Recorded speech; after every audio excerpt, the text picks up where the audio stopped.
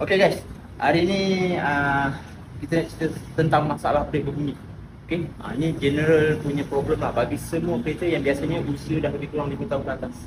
Okay, so apa masalah kereta ni? Adalah salah satu brake dia berbunyi. Okay, dia bunyi macam mana? Bila time baru nak start, tekan brake. Dia start tekan brake ni, dia akan bunyi. Okay, bila dia tekan kuat, dia hilang lah. Okay, apa isu dia kat sini? Okay, kalau korang nak tahu, masalah utama adalah disebabkan oleh rotor disc. Okay, rotor disc dan brake pad sendiri lah.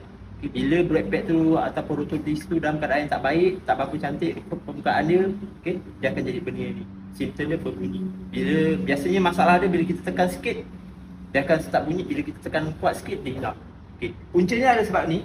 Okay, kalau korang tengok kat sini, permukaan dia punya rotor disc, okay, ada tinggi ada rendah. Maksudnya sini tinggi and then tengah ni rendah.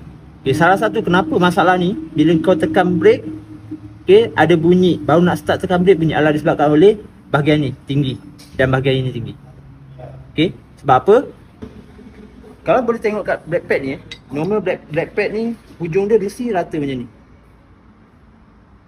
Okay, tapi bila dalam keadaan rotor disc yang macam tu keadaan dia, bahagian yang tinggi akan bersentuhan dulu dekat bahagian ni. Tu yang membuatkan dia bunyi. Jadi salah satu solution yang kita akan buat kat sini adalah kita akan buat curve atau kita akan grind tepi ni supaya dia mengikut bentuk asal rotor disc tu. Ini salah satu kaedah macam mana kita nak solve problem ni lah. Tapi the best adalah sama ada kita tukar rotor disc tu dengan brake pad yang baru ataupun kita kena buat skimming dengan brake pad yang baru. InsyaAllah settle masalah ni.